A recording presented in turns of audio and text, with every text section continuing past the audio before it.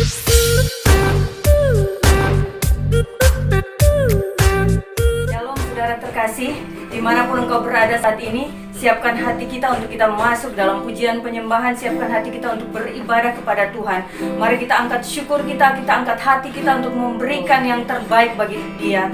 Kita tinggikan Dia, Allah yang baik, Allah yang pelihara kita sampai pagi hari ini. Terima kasih Tuhan Yesus, kami bersyukur kepadamu karena kami punya Allah yang hebat, kami punya Allah yang dahsyat, pemelihara, pelindung yang luar biasa, membuat kami ada sebagaimana kami ada pagi hari ini. Semua karena anugerah dan kemurahan-Mu. Kami mau menyatakan cinta kami mau menyatakan sayang kami kepadamu lewat pujian penyembahan kami, lewat ibadah kami pagi hari ini Tuhan. Engkau lawat setiap jemaat-Mu di rumah-rumah mereka masing-masing. Dan pagi hari ini kami tahu sesuatu yang dahsyat Tuhan kerjakan dalam hidup kami, lewat doa kami, lewat penyembahan kami, lewat ibadah kami.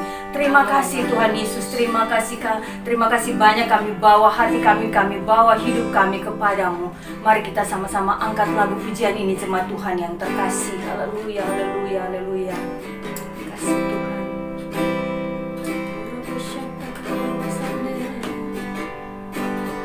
Bawa hidupku sekarang ke tempat kudus-Mu Tuhan, ke tempat kudus-Mu Tuhan. Di mezbah-Mu ku serahkan seluruh hidupku. Penuhi hati kami Tuhan, penuhi hatiku sekarang dengan urapan yang baru, dengan urapan yang baru, agar aku lebih lagi mendengar suara-Mu. Jadikan kami Tuhan, jadikan aku Tuhan, rumah doa-Mu, agar semua suku bangsa, agar semua suku bangsa datang menyembah-Mu, datang menyembah-Mu. Jadikan kami Tuhan, jadikan aku Tuhan, rumah doa-Mu, rumah doa-Mu, agar semua suku bangsa datang menyembah-Mu. Mari angkat penyembahan-Mu kepada Dia. Urabasika dalam yang nama sande. Oh haleluya Tuhan, haleluya. Jadikan kami rumah doa-Mu Tuhan. Terima kasih Yesus, Bapa yang baik. Ora pasasika dalam karya nama Tanda para bola pasika dalam naikkan syukur-Mu sebab Dia Allah yang layak disembah. Dia Allah yang layak ditinggikan, terlalu baik Dia dalam kehidupan kita. Ora pasika dalam sande. Oh haleluya. Ora pasika dalam sande. Segala pujian bagi-Mu, segala kemuliaan hanya bagi-Mu Yesus.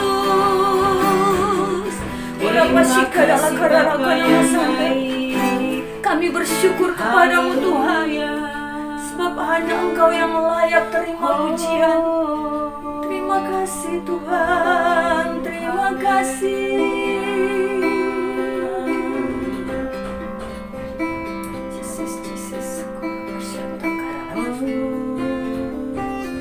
Terima kasih untuk karya keselamatan-Mu dalam kehidupan kami, Tuhan. Terima kasih untuk penebusan-Mu. Terima kasih untuk perlindungan-Mu. Terima kasih untuk pertolongan-Mu, untuk pemulihan-Mu, untuk kesembuhan-Mu, untuk mujizat-Mu, Tuhan. Terima kasih Tuhan Yesus, terima kasih. Mari sama-sama jemaat Tuhan, kita katakan karya terbesar-Mu dalam kehidupan kami, Tuhan.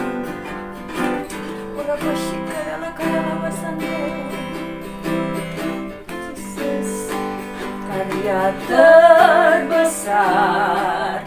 dalam hidupku, pengorbanan-Mu yang selamatkanku.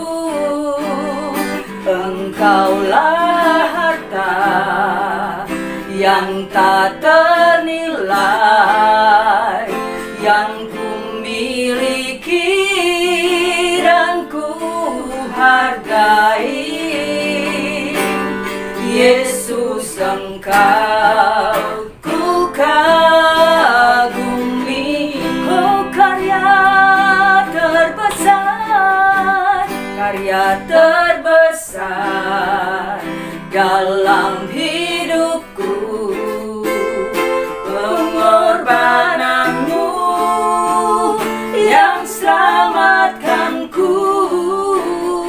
Engkaulah harta yang tak ternilai, yang ku miliki dan ku hargai. Yesus, Engkau ku kagumi. Sekali lagi jemaat Tuhan, katakan karya terbesar. Haleluya. Karya terbesar dalam hidupku, pengorbanan-Mu yang selamatkanku.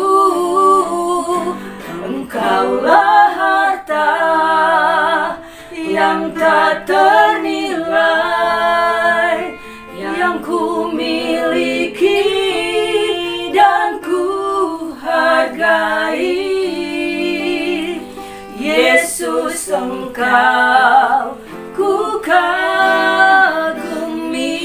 Yesus, Engkau, Yesus, Engkau ku kagumi. Sekali lagi katakan Yesus, Yesus, Engkau ku kagumi.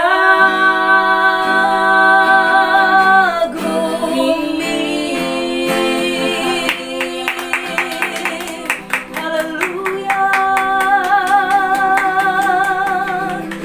Kami siap untuk mendengarkan kebenaran firman-Mu, Tuhan. Berbicara bagi kami setiap anak-anak-Mu. Lewat kebenaran firman-Mu, kami semakin diteguhkan, kami semakin dikuatkan, kami semakin dipulihkan oleh Tuhan. Terima kasih Tuhan. Berbicara bagi setiap kami, Roh Kudus, kami siapkan hati kami untuk mendengarkan Engkau berbicara di dalam nama Yesus. Jemaat yang siap mendengarkan firman Tuhan, sama-sama kita katakan amin. Haleluya. Shalom Bapak Ibu yang dikasihi Tuhan. Sebelum kita mendengarkan akan kebenaran firman Tuhan, mari kita tundukkan kepala kita berdoa. Bapa di dalam surga, kami mengucap syukur dan terima kasih Tuhan buat segala kasih anugerah-Mu. Tuhan, saat ini kami mau mendengar akan kebenaran firman-Mu. Beri kami hikmat marifat-Mu Tuhan, supaya kami mengerti akan kebenaran firman-Mu, supaya kami juga bisa melakukan kebenaran firman-Mu ini ya Tuhan. Karena itu Tuhan, pimpin kami semua ya Tuhan.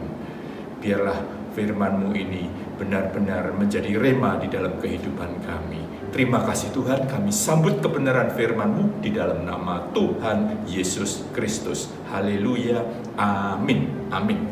Bapak Ibu yang dikasihi Tuhan, beberapa waktu yang lalu, ya 2-3 hari yang lalu, ketika saya membuka Facebook saya, ada seseorang yang pastinya orang itu saya kenal karena ada di dalam Facebook saya. seorang bapak yang sedang berlutut di dalam kamarnya, dia berdoa sambil menangis. Dia berteriak, Tuhan, sertai aku Tuhan, sertai aku Tuhan.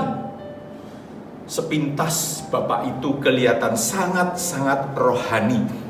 Ya, tetapi setelah saya dengarkan doa-doanya itu, ternyata dia sedang di dalam permasalahan. Dia sedang dililit utang dan dia sedang dalam keadaan bingung. Dia mengalami kesulitan, ketakutan, kebingungan, sehingga dia minta penyertaan Tuhan. Seharusnya ketika kita berdoa, Tuhan sertai aku, itu adalah agar kita bisa melakukan kehendak Tuhan, supaya Tuhan menuntun jalan hidup kita, supaya kita bisa menyukakan hati Tuhan, supaya kita bisa memiliki pikiran dan perasaan seperti pikiran dan perasaan Kristus. Demikian seharusnya, tetapi kenyataannya banyak orang yang menyimpang. Demikian juga kalau kita melihat di dalam lingkungan gereja, tidak jarang-jarang kita mendengar seseorang yang berdoa, Tuhan sertai aku ya Tuhan, sertai pelayanan ini. Namun di balik itu, di dalam hatinya dia berharap supaya pelayanannya dikagumi orang, supaya pelayanannya sukses, supaya pelayanannya maju, sehingga harga dirinya, derajatnya akan naik. Demikian juga ketika mau berkhotbah, oh Tuhan, sertai Tuhan, pakai mulut bibir hambamu ini ya Tuhan, sertai kami Tuhan, biarlah pelayanan ini berhasil ya Tuhan. Tetapi pelayanannya bukan untuk kemuliaan Tuhan, tetapi dia berharap supaya khotbahnya dikagumi orang dan dia disanjung-sanjung orang. Itulah Bapak Ibu yang dikasihi Tuhan. Itu adalah kelicikan dan kepicikan manusia. Seharusnya kita tidak punya hak untuk mengatur-ngatur Tuhan, meminta Tuhan untuk melakukan sesuatu, memaksa Tuhan untuk melakukan sesuatu bagi kepentingan dirinya sendiri. Kelicikan dan kepicikan semacam ini memang tidak kita sadari, ya, karena di balik itu ada agenda pribadi, mau memanfaatkan Tuhan di balik doa-doa dan seruannya. Kelicikan dan kepicikan manusia ini yang tidak kita sadari, yang selalu mengatasnamakan Tuhan, yang berdoa memohon kepada Tuhan, tetapi ada agenda lain di dalam dirinya. Seharusnya orang yang berdoa meminta penyertaan Tuhan itu adalah supaya setiap langkah, setiap apa yang dipikirkan, setiap apa yang diputuskan, dan setiap apa yang akan dilakukan itu sesuai dengan kehendak Tuhan, sesuai dengan pikiran dan perasaan Tuhan, sehingga lewat itu kita bisa benar-benar diubahkan, ya. Kalau kita bisa melakukan kehendak Tuhan, otomatis pasti kita sudah mengalami perubahan hidup. Perubahan hidup ini sangat diperlukan. Kehidupan kita perlu diubahkan oleh Allah dalam Kristus Yesus, supaya kita tidak terus memikirkan hal-hal yang mementingkan diri sendiri, mencari kenyamanan, mencari kekayaan, mencari ketenaran, mencari kedudukan, mencari kehormatan, dan sebagainya. Hal-hal yang sifatnya duniawi itu yang akhirnya menjebak kita ke dalam perbuatan dosa dan akhirnya berujung kepada maut. Padahal tujuan kita menjadi orang Kristen sesungguhnya adalah untuk menjadi seperti Kristus, yang artinya menjadi sempurna seperti Kristus, sehingga kita bisa memperoleh hidup yang kekal bersama Kristus di surga. Bukankah sebenarnya Allah menganugerahkan kepada kita keselamatan itu supaya kita dikembalikan ke dalam rancangan Allah yang semula, yaitu segambar dan serupa dengan Allah. Untuk itulah Bapak Ibu yang dikasihi Tuhan, kehidupan kita itu harus mengalami perubahan. Kehidupan kita harus diubahkan untuk menjadi seperti Kristus. Atas dasar itulah Bapak Ibu yang dikasihi Tuhan, hari ini saya akan menyampaikan khotbah dengan judul kehidupan yang diubahkan oleh Allah dalam Kristus Yesus. Kehidupan yang diubahkan oleh Allah dalam Kristus Yesus didasarkan dari kitab 2 Korintus 5 ayat yang ke-17. Demikian firman Tuhan, saya bacakan 2 Korintus 5 ayat ke-17. Jadi siapa yang ada di dalam Kristus, ia adalah ciptaan baru, yang lama sudah berlalu, sesungguhnya yang baru sudah datang. Amin. Bapak Ibu yang dikasihi Tuhan, ayat ini adalah bagian dari surat Rasul Paulus ditujukan kepada jemaatnya di Korintus. Dan surat ini ditulis ketika Rasul Paulus ada di Makedonia. Sedangkan kenapa Rasul Paulus menulis surat ini? Rasul Paulus menulis surat ini dengan kata-kata yang mengatakan sesungguhnya yang baru sudah datang, yang lama sudah berlalu. Rasul Paulus saat itu diragukan pelayanannya.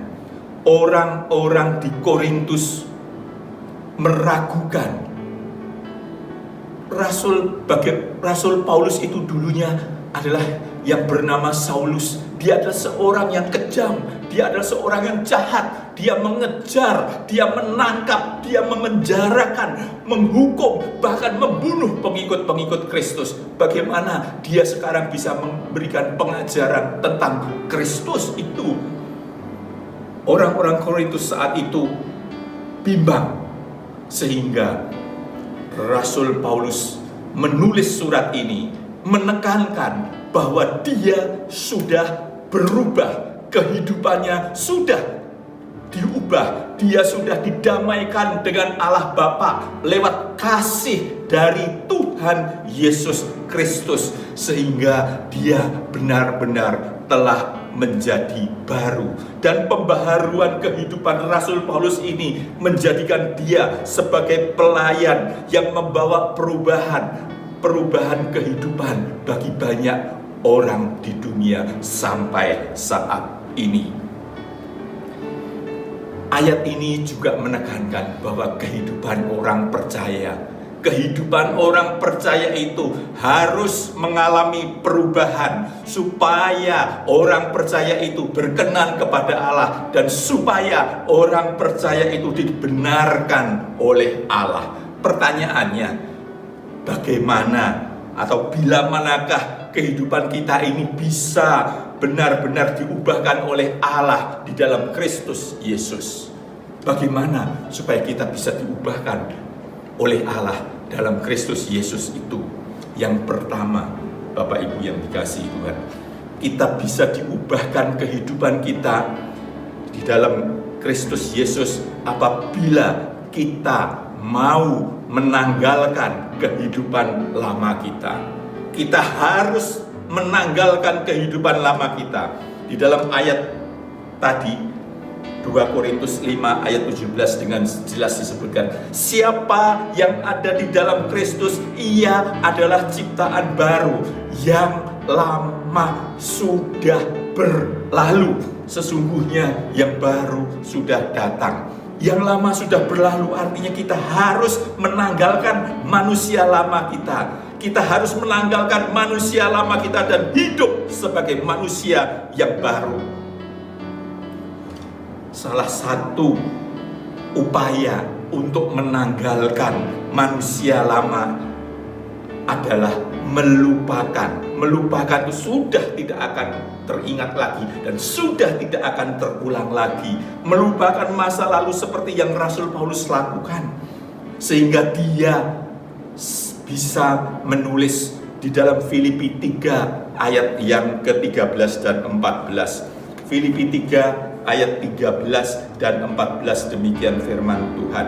Saudara-saudara, aku sendiri tidak menganggap bahwa aku telah menangkapnya, tetapi ini yang kulakukan. Aku melupakan apa yang telah di belakangku dan mengarahkan diri kepada apa yang di hadapanku dan berlari-lari kepada tujuan untuk memperoleh hadiah, yaitu panggilan surgawi dari Allah dalam Kristus Yesus. Artinya, kalau kita mau menerima panggilan surgawi dari Allah Bapa, kalau kita ingin masuk surga, kalau kita ingin bisa berkenan kepada Allah Bapa, kita harus menanggalkan, melupakan, dan tidak melakukan lagi kelakuan-kelakuan seperti pada masa lalu. Tetapi kita harus fokusnya ke depan, berlari-lari ke depan. Ke depannya kemana? Menuju kepada kekekalan. Hidup kekal bersama Tuhan Yesus di surga. Itu harus fokus kita. Bagaimana kita bisa fokus arah kita kepada kekekalan itu? Kita harus berani seperti yang dilakukan Rasul Paulus, yaitu kita berani mengalami kematian dari dosa dan manusia lama kita. Kita harus berani mati dari dosa dan kehidupan lama kita. Rasul Paulus menulis di dalam Roma 6 ayat yang keempat. Roma 6 ayat yang keempat, demikian firman Tuhan.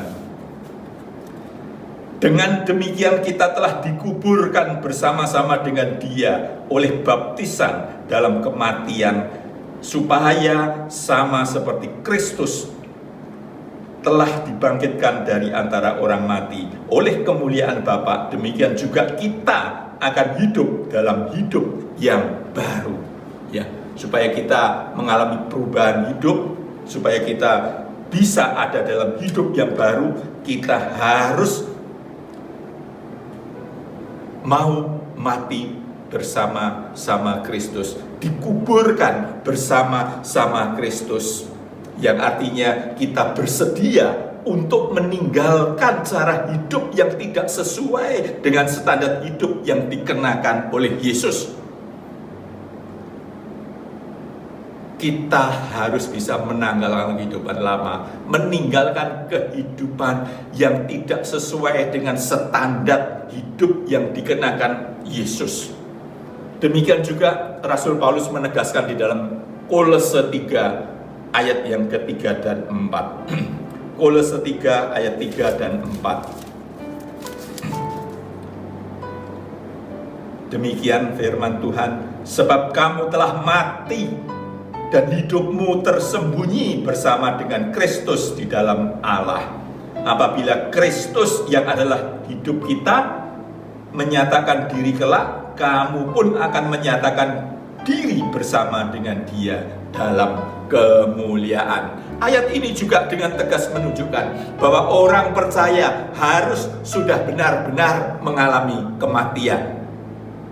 Tentunya mati bukan mati jasmaniah kita, ya, tetapi kematian dari segala sesuatu yang duniawi.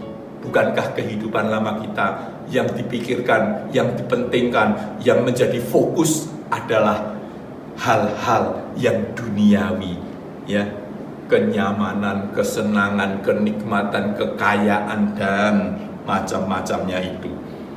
Itulah sebabnya kalau kita membaca berikutnya di dalam Kolose 3 ayatnya yang kelima disebutkan, Kolose 3 ayatnya yang kelima. Karena itu matikanlah dalam dirimu segala sesuatu yang duniawi, yaitu percabulan, kenajisan, hawa nafsu, nafsu jahat, dan keserakahan yang sama dengan penyembahan berhala. Segala sesuatu yang duniawi, artinya kita harus mati dari segala sesuatu yang duniawi. Itu harus kita singkirkan. Kita tidak boleh ada keterikatan dengan hal-hal yang duniawi, dengan segala fasilitas yang ditawarkan oleh dunia. Sebab segala sesuatu yang ada di dunia itu, yaitu keinginan mata kita, keinginan daging kita, keangkuhan hidup kita, itu bukan berasal dari Bapa. Kalau seorang tidak mengalami kematian manusia lamanya atau kodrat dosanya, maka ia tidak akan mengalami kelahiran baru. Bagaimana dia bisa berubah? Bagaimana dia bisa dalam keadaan baru kalau yang lama tetap dikenakan terus menerus? Berarti tidak akan ada ciptaan baru di dalam Tuhan, dan ini artinya hidup kita tidak mengalami perubahan. Rasul Paulus benar-benar telah menanggalkan manusia lamanya. Dia telah mematikan manusia lamanya sehingga ia bisa dengan tegas-tegas mengatakan, kalau aku hidup, tetapi bukan lagi aku sendiri yang hidup, melainkan Kristus yang hidup di dalam aku. Artinya kita harus menjadi seperti Kristus hidup. Kristus hidup ketika dia di dunia ini. Apa yang dilakukan penuh dengan kasih, penuh dengan pengampunan, dan yang dipikirkan hanya melakukan kehendak Bapa di surga. Ini artinya perubahan hidup yang sesungguhnya. Kalau kita sudah, yang ada di dalam diri kita adalah Kristus yang hidup di dalam diri kita, tentunya kita melakukan segala sesuatu yang benar, yang sesuai dengan Kristus Yesus. Dan apa yang dilakukan Yesus di dalam kehidupannya, dia makanannya hanyalah melakukan kehendak Bapa dan menyelesaikan pekerjaannya. Ya, kita harus mengikuti apa yang Tuhan Yesus lakukan. Paulus benar-benar menanggalkan manusia lamanya yang dulunya dia adalah seorang penganiaya. Ya, bahkan dia menangkap, memburu pengikut-pengikut Kristus, memenjarakan, menghukum, menganiaya, bahkan membunuh pengikut-pengikut Kristus. Tetapi itu dulu. Dan ketika dia menanggalkan kehidupannya yang jahat yang dulu itu, dia benar-benar mengalami perubahan. Sehingga dia mengatakan, dulu yang dia miliki, ya, itu dianggap sampah setelah dia mengenal akan Kristus Yesus. Dulu dia yang jahat, yang kejam, ya, sekalipun saat itu dia adalah seorang pejabat negara, pastinya dia mempunyai kedudukan yang tinggi, ya, dia mempunyai kekayaan, dia mempunyai banyak anak buah, dia bisa melakukan apa saja, dia menikmati kehidupannya. Tetapi setelah dia mengenal Kristus, dia benar-benar bertobat. Dia menganggap semuanya itu sampah, dan dia mematikan kehidupan lamanya, menanggalkan kehidupan lamanya, sehingga dia benar-benar mengalami perubahan hidup. Sudahkah kita mengalami perubahan hidup? Kalau kita masih hidup di dalam cara hidup kita yang lama, ya, keinginan daging, keinginan mata, keangkuhan hidup masih kita pertahankan, kita masih terus terus ada di dalam percintaan dengan dunia, dengan segala fasilitasnya yang menggiurkan itu, kita tidak akan bisa mengalami perubahan hidup. Dan kalau kita belum mengalami perubahan hidup, artinya kita bukanlah orang-orang percaya. Orang-orang percaya yang akan menerima keselamatan kekal dan akan hidup kekal bersama Tuhan Yesus di surga.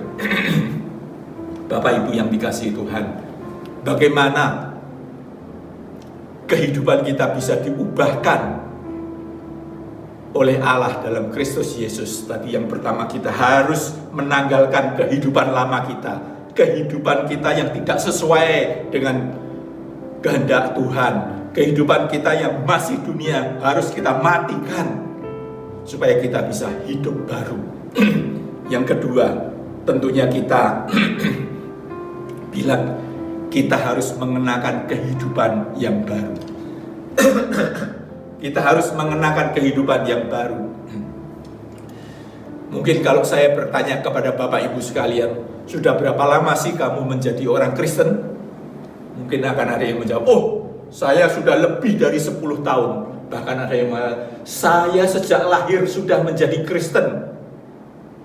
Umur saya sekarang sudah 60 tahun. Saya sudah 60 tahun menjadi orang Kristen. Janganlah kita bangga, janganlah kita merasa aman dengan label orang Kristen kalau tidak mengalami perubahan hidup. Sia-sia kita setiap hari, setiap minggu datang ke gereja, sia-sia kita melayani Tuhan kalau tidak disertai perubahan hidup. Itu tidak ada artinya.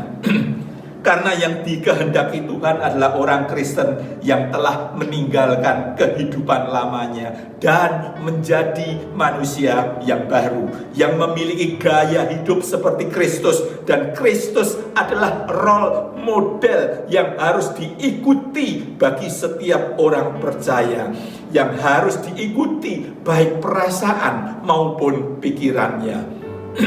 Untuk bisa menjadi manusia baru, terlebih dahulu kita perlu mengubah pola pikir kita, mindset kita yang adalah manusia lama yang hanya memikirkan masalah duniawi beserta dengan segala fasilitasnya yang menyesatkan itu. Harus kita ubah paradigma, konsep pikiran kita untuk menjadi seperti yang Rasul Paulus katakan di dalam Filipi 2 ayat 5 sampai 8. Filipi 2 ayat 5 sampai 8, demikian firman Tuhan.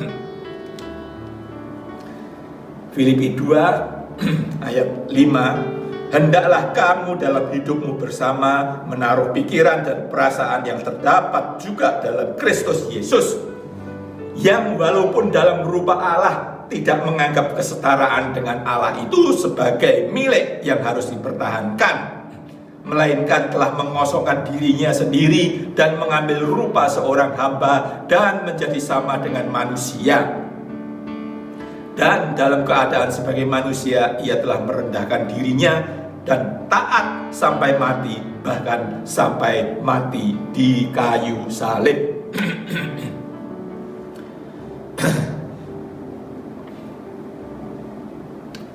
Kita harus mengenakan manusia baru, dan mengenakan manusia baru itu model kita adalah Tuhan Yesus sendiri. Kita harus mengenakan pikiran dan perasaan Kristus, dan pikiran dan perasaan Kristus itu harus kita kenakan terus-menerus. Kristus hanya memiliki satu agenda di dalam seluruh kehidupannya. Apa itu? Dia hanya mau melakukan kehendak Bapa dan menyelesaikan pekerjaan Bapa sampai dia mati di kayu salib, seperti ditulis di dalam Injil Yohanes 4 ayat 34. Injil Yohanes 4 ayat 34. Kata Yesus kepada mereka, makananku ialah melakukan kehendak Dia yang mengutus aku dan menyelesaikan pekerjaannya. Jadi kita harus melakukan kehendak Bapa. Kalau kita mau mengenakan kehidupan yang baru, ya fokus kita melakukan kehendak Bapa untuk bisa menyukakan hati Bapa, sehingga kita menerima panggilan surgawi untuk hidup kekal bersama Dia di surga yang mulia.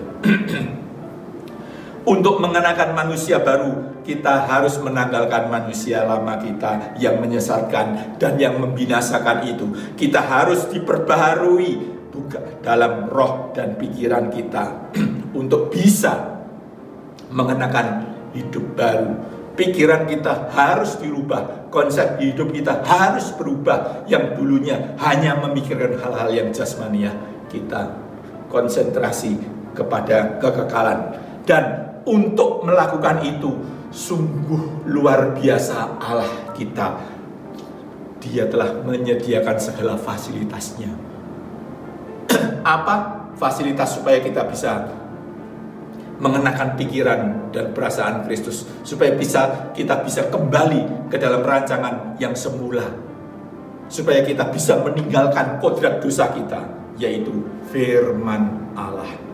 Injil inilah sarana yang Tuhan sediakan. Dengan yang kedua adalah Roh Kudus yang ada di dalam diri kita. Firman atau Injil inilah makanya harus kita baca, kita renungkan, bahkan terus-menerus kita harus usaha memahami untuk bisa melakukan. Kalau kita tidak pernah membaca, kita tidak pernah tahu bagaimana kita bisa melakukan kehendak Allah. Itulah sebabnya Injil, Alkitab ini kita baca, kita renungkan, kita pahami, dan kita lakukan. Jangan hanya disimpan di dalam rumah.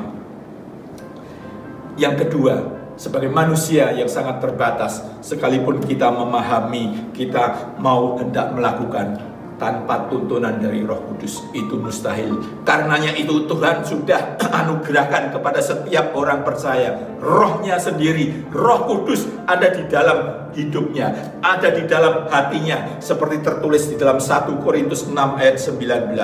1 Korintus 6 ayat yang ke-19. Atau tidak tahukah kamu bahwa tubuhmu adalah bait Roh Kudus yang diam di dalam kamu, Roh Kudus yang kamu peroleh dari Allah, dan bahwa kamu bukan milik kamu sendiri. Amin.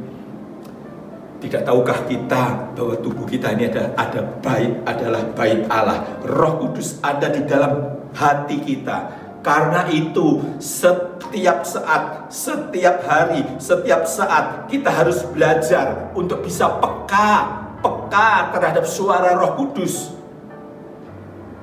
Pastinya Roh Kudus itu akan memampukan kita untuk bisa memiliki pikiran dan perasaan Kristus. Karena hanya Roh Kudus yang sanggup menuntun kita ke dalam jalan kebenaran. Seringkali kita orang yang suka membantah, orang yang ngeyel, ya. Roh Kudus sudah menuntun kita, tetapi kita tidak mau mentaatinya. Ya. Sebagai contoh, ketika seseorang ingin melakukan hal yang jahat, ingin menipu, ingin berbohong, pastinya kalau dia sebagai orang percaya yang sudah ada Roh Allah yang ada di dalam dirinya, pasti dia akan mendengar suara, jangan lakukan itu. Itu Tuhan tidak berkenan, jangan lakukan itu. Tetapi kebanyakan dari kita sering seolah ini kan kecil, ini kan masalah kecil. Enggak ada masalah kecil maupun masalah besar. Kita harus peka terhadap tuntunan Roh Kudus kalau kita hendak mengenakan kehidupan yang baru. Tanpa tuntunan Roh Kudus kita akan meleset. Dan Roh Kudus itulah yang menuntun kita ke dalam segala kebenaran. Di dalam Injil Yohanes 16 ayat 13. Injil Yohanes 16 ayat yang ke-13 dikatakan, Tetapi apabila Ia datang, yaitu Roh kebenaran, Ia akan memimpin kamu ke dalam seluruh kebenaran. Roh Allah itulah yang akan memimpin kita ke dalam kebenaran. Karena itu kita harus tunduk kepada tuntunan Roh Kudus, peka terhadap suara-suara bisikan dari Roh Kudus. Jadi agar kita bisa memiliki pikiran dan perasaan seperti pikiran dan perasaan Kristus, kita harus terus berusaha dengan pertolongan Roh Kudus setiap hari, secara terus menerus. Bukan hanya sesaat saja, tetapi harus terus menerus. Dan ketika kita telah mampu memiliki pikiran dan perasaan seperti pikiran dan perasaan Kristus, disitulah kita dimampukan untuk bisa membedakan dan mengerti dan melakukan apa yang dikehendaki oleh Allah Bapa secara tepat dan benar. Hal ini memang tidak bisa terjadi secara instan. Hal ini perlu pengorbanan kita, perlu perjuangan kita secara terus menerus seumur hidup kita. Dengan mengenakan pikiran dan perasaan seperti pikiran dan perasaan Kristus, kita benar-benar mampu menjadi manusia baru yang sesungguhnya. Kita benar-benar telah mengalami perubahan kehidupan kita menjadi manusia baru. Dengan demikian kita telah siap menyongsong kedatangan Tuhan Yesus yang kedua kalinya, yang akan menjemput kita dan akan membawa kita memasuki ke dalam kerajaan Allah dan mengaruniakan hidup kekal di surga yang mulia. Amin. Mau Bapak Ibu sekalian, kita hidup di dalam kekekalan di surga yang mulia. Karena itu tanggalkan kehidupan lama kita, kenakan kehidupan baru, yaitu mengenakan pikiran dan perasaan Kristus, supaya kita ada di dalam kebenaran dan berkenan kepada Allah, sehingga pada saatnya kita akan bersama-sama memasuki Yerusalem yang baru. Itulah makna dari perubahan hidup, dan perubahan kehidupan itu kita sungguh perlukan di dalam kehidupan kita untuk menjadi manusia baru yang berkenan kepada Allah. Haleluya, haleluya, amin, amin. Terima kasih. Mari kita tundukkan kepala. Bapa di dalam surga, kami berterima kasih untuk kebenaran firman-Mu yang telah mengingatkan kami, yang telah menuntun kami. Mampukan kami Tuhan untuk melakukan kebenaran firman-Mu Tuhan. Mampukan kami ya Tuhan menjadi manusia baru yang mengenakan pikiran dan perasaan Kristus dan bisa melakukan kehendak-Mu sehingga Engkau berkenan. Sungguh kami rindu ya Tuhan untuk bersama di dalam kekekalan di surga yang mulia. Terima kasih Tuhan, terima kasih. Di dalam nama Tuhan Yesus kami alaskan doa ini. Haleluya. Amin. Amin.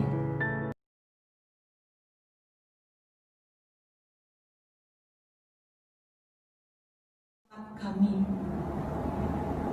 Tuhan Yesus, terima kasih karena Engkau telah mau turun ke dunia menjadi seorang hamba, menjadi seorang manusia. Dan ketika Engkau menjadi seorang manusia Tuhan, Engkau telah mentaati kehendak Bapa, bahkan taat sampai mati di atas kayu salib. Tidak ada karya yang lebih besar lagi seperti karya keselamatan yang telah Engkau tunjukkan ya Tuhan. Engkau telah praktekkan di dalam kehidupan kami. Terima kasih Tuhan, terima kasih. Terima kasih atas karya-Mu yang besar, karya-Mu yang dahsyat, karya-Mu yang hebat, karya-Mu yang agung dan mulia sepanjang segala abad. Tuhan Yesus, tak lupa kami mohon ampun ya Tuhan atas semua dosa dan kesalahan kami. Mampukan kami pula Tuhan untuk kami bisa mengampuni dosa sesama kami. Kami pun menyerahkan pikiran dan hati kami Tuhan. Kiranya Engkau membersihkan pikiran dan hati kami, menyucikan pikiran dan hati kami Tuhan, sehingga pikiran dan hati kami telah siap dipenuhi oleh Roh-Mu yang kudus, Roh Yesus Kristus. Terima kasih Tuhan, terima kasih. Kami telah siap Tuhan masuk ke dalam perjamuan kudus dengan Engkau ya Tuhan. Terima kasih. Haleluya. Haleluya. Mari kita angkat roti ini di atas kepala. Tuhan, terima kasih buat tubuh-Mu yang telah terpecah-pecah buat kami. Engkau mati di atas kayu salib untuk menebus dosa-dosa kami, supaya kami yang percaya tidak binasa, melainkan beroleh hidup yang kekal. Bapak Ibu yang dikasihi Tuhan, apakah Bapak Ibu percaya roti yang atasnya sudah diberkati ini adalah lambang persekutuan dengan Tuhan Yesus? Amin. Mari kita makan dengan iman dalam nama Tuhan Yesus.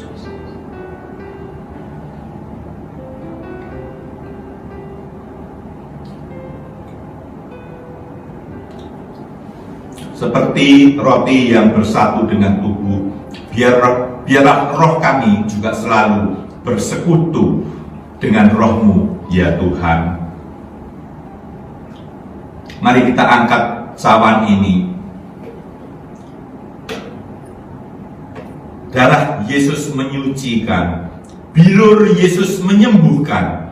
Percayakah saudara bahwa darah Yesus sanggup menyembuhkan kita dari segala sakit penyakit dan kelemahan-kelemahan tubuh kita?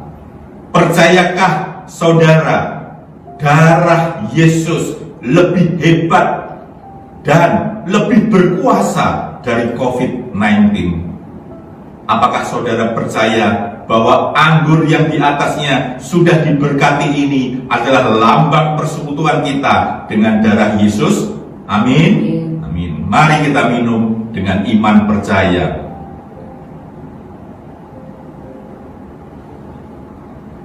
Haleluya, haleluya.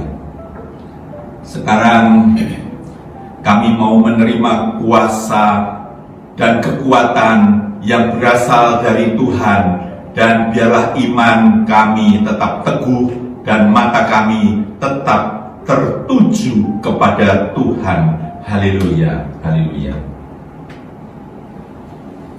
Karya terbesar dalam hidupku, pengorbananmu yang selamatkanku.